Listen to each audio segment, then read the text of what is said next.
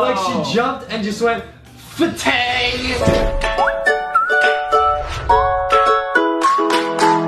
What is up, guys? Welcome to this episode of lankybox. My name is Adam. I'm Justin. Today we're gonna be talking about the world's worst first jobs, aka our first jobs. Man, we're gonna talk about our first job experiences. And we're gonna be using the handy dandy whiteboard here to kind of do, you guys seen those draw my life videos, you know, where they kind of draw sketches going along with what they're saying? Yeah. So we're gonna try and use that style and talk about, you know, our first jobs. Because we might have to, you know, illustrate some key moments in our job. I can think of a few I need to draw to explain.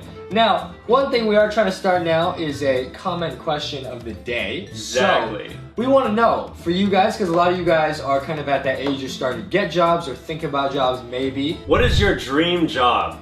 I know when I was younger, luckily my dream job was to be a YouTuber. Really? And this is now my job, so wow, that worked out really well. But yeah, comment down below. We're gonna be replying to some of you guys down there. Also, you guys, a QR code is popping up on the screen. This is our Snapchat. Add us, and if you'd like, you can Snapchat us your response, and we will pick a few to show in our next episode. So you can either leave a comment down below, or Snapchat us, or do both. It's up to you guys. Okay, so we're gonna get into the video right now. So first off, I'm gonna be writing my left hand right here. So it's about to get real sad. You don't need to write anything, just no, draw. we're gonna be drawing, but alright, so here's little Adam. And when I was around, I believe, was 12.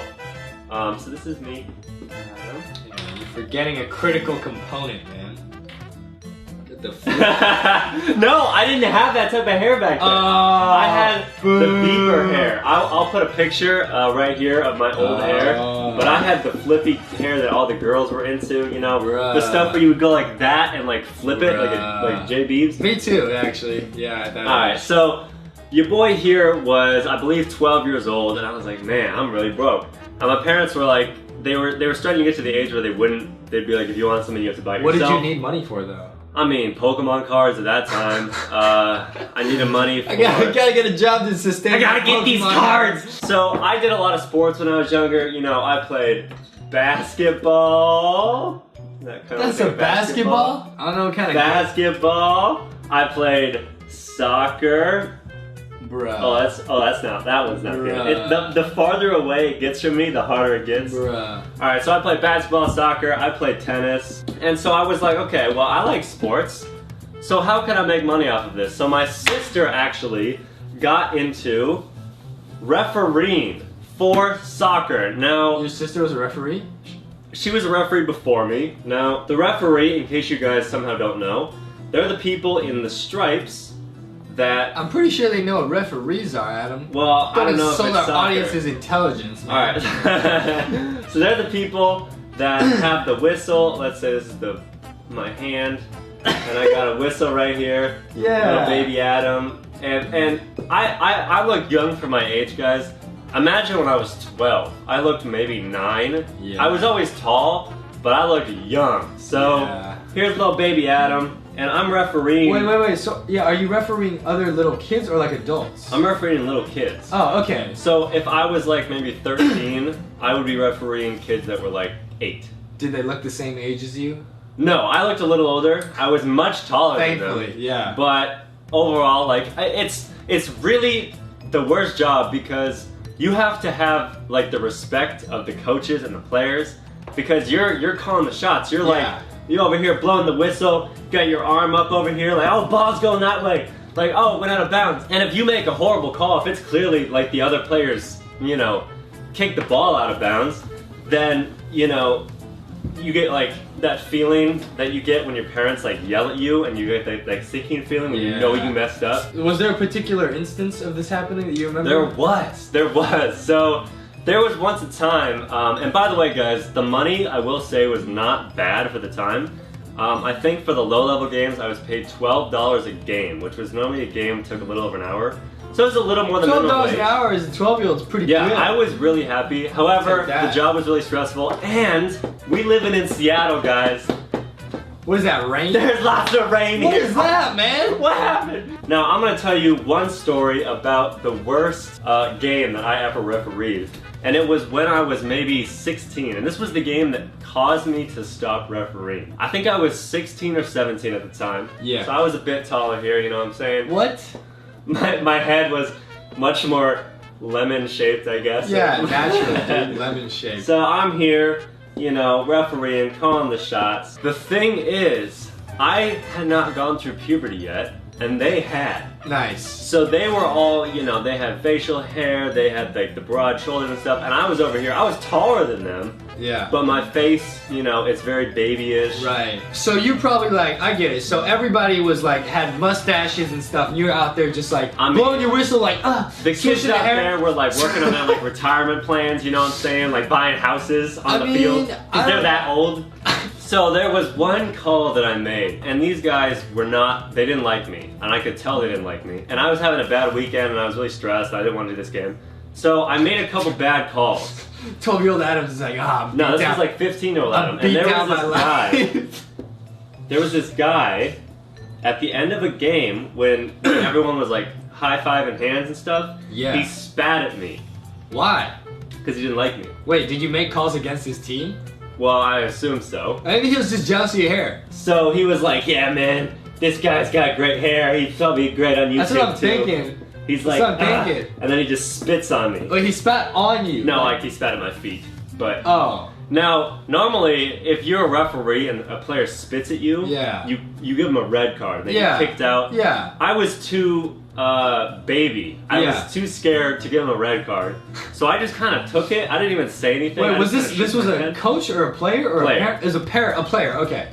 If it was a coach, oh, that would not. Yeah, I thought it was an adult spitting on your face. I was like, no, and they spat on my my shoe. Yeah. So after that game, I was like, I'm never doing this again.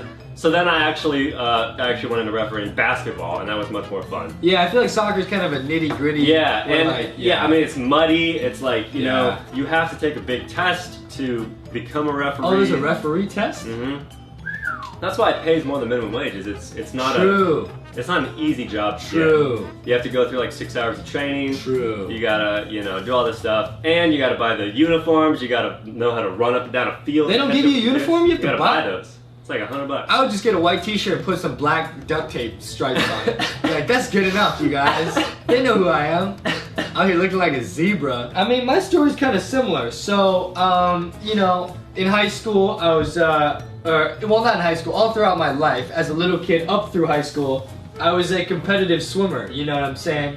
So I'm in here swimming hard. How competitive are we talking? Like high school, I was the co-captain of the team, and we won state champions 3 times in a row. So we're pretty competitive. We're pretty good swimmers. But as a little kid, I wasn't necessarily a good swimmer. Now, because I had asthma growing up. A lot of people don't know this. I didn't know that. I didn't have asthma, but I swam so much that I got rid of my asthma. So, pro tip, that could be dangerous though. Don't do that without consulting a doctor. Anyways, so for all you asthma fans out there, just swim. So similar to Adam, I was like, I'm pretty good at swimming. I should try and make money off of swimming and being around pools. And just like Adam, I had to get certified. So my first job actually was a lifeguard, which also paid quite good. I mean, don't you have to swim with like a brick over your head? Yes. So I was gonna say to pass the lifeguard test. Getting certified to be a lifeguard takes like a few days. It takes like 3 days of like 9 to 5. You have to learn CPR. You have to learn a bunch of like actual skills because people could die. So one of the tests is you have to go down to the deep end. Like this is like 12 feet, right? It's like 12 feet. And you gotta go down here and you gotta like get a brick. You gotta get a brick and like carry it back up to the top.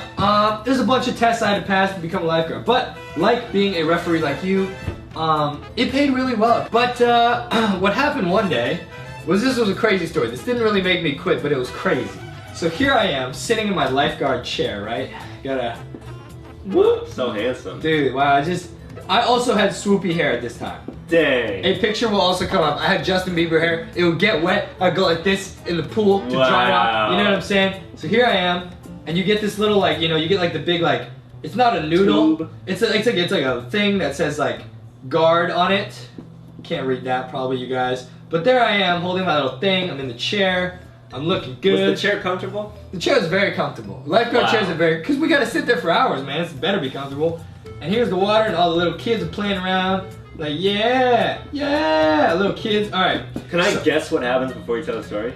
A kid does not drown. No, I'm gonna guess that you threw the guard thing down and it hit someone. No. Okay. That's not what happened. I thought you were gonna guess that some kid had an accident in the pool, which also happened many times. Fun fact: I've thrown up in the pool and caused everyone to leave the pool. Yeah, we hate when kids. Do Yeah, that, I can tell that story later. Oh man, but basically, so there was also a That was like last week.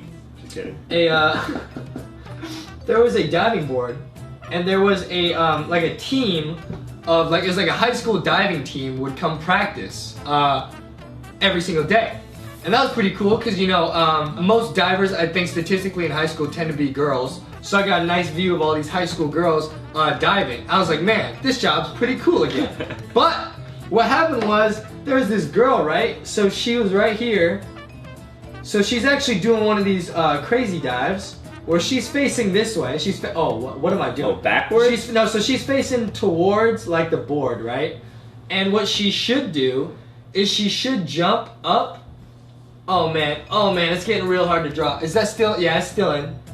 I don't know how to describe this. She like jumps up, and then goes like this, up and goes in that position, and then dives down. Does that make sense, Adam? Does that make sense? Like a ball, like a cannonball? No, this is her head, man. This is so hard to explain. That's why we have a whiteboard, but it's still not working.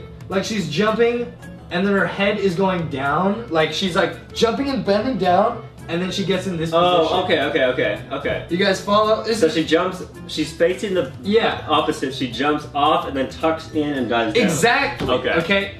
But what happened was she was a new diver and not very good. No. And she literally jumped and then hit her head on the board. Oh. She jumped and just went fatang. That's one of my worst fears. And hit it. Guys, that's not the end of the crazy story, okay? She gets out the pool. I'm like, yo, are you okay? And she's like, oh, I'm great, don't worry. And her coach is like, just brush it off, get up there again. She gets up there again and does the same thing. She jumps off and goes like this and just hits her head on the board. Twice in a row. At which point I had to step in, I had to intervene. I was like, hey, this ain't safe. You might have a mild concussion. You're a terrible diver. I'm not a very good diver. I'm not gonna perform CPR on you, but it's crazy. So that's my crazy story. Wow. It is interesting, Adam, how both of us got. I didn't know that about you. It's cool how we both got jobs related to getting paid for sports that we already played. Yeah. Right? So maybe that's a little tip for you guys. If you guys are looking for a job or thinking about getting a job, think about what you already do or you're good at, and think of a way you could get paid to do it. Like video. Like making memes? Making memes. Like making memes? Alrighty guys, that is gonna do it for this episode. Hope you guys like the new look of lankybox, the red and blue. We got the new intro, we got the new outro. Color coordinated. So yeah, hope you guys like that. Make sure to subscribe if you haven't already, because we're going hard in the paint this year, Yeah, we're going man. real hard, guys. Thank you guys. We will see you tomorrow.